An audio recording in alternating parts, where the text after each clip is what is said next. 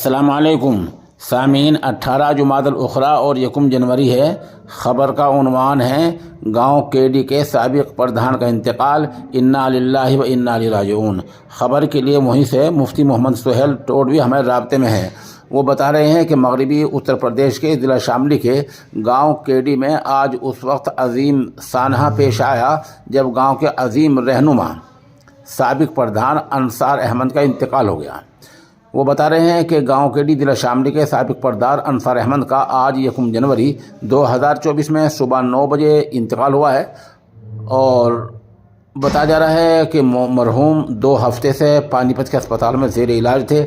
آج صبح ان کی روح نے دائی اجل کو لبیک کہہ دیا ہے۔ مفتی سہیل ٹوڈوی بتا رہے ہیں کہ پردھان انصار احمد کافی ملنسار، سنجیدہ مزاج، اخلاق حمیدہ جیسی صفات کے حامل تھے۔ موصوف نے علاقے و اپنے گاؤں کے مفاد عامہ کے لیے بہت سارے کام انجام دیے ہیں۔ نماز جنازہ مدرسہ نصرت الاسلام کیڈی کے محتمم اعلیٰ حضرت مولانا وکیل احمد مزاری نے پڑھائی، اور اس موقع پر مولانا نے موت و حیات کے تعلق سے بھی مختصر تقریر پیش کی۔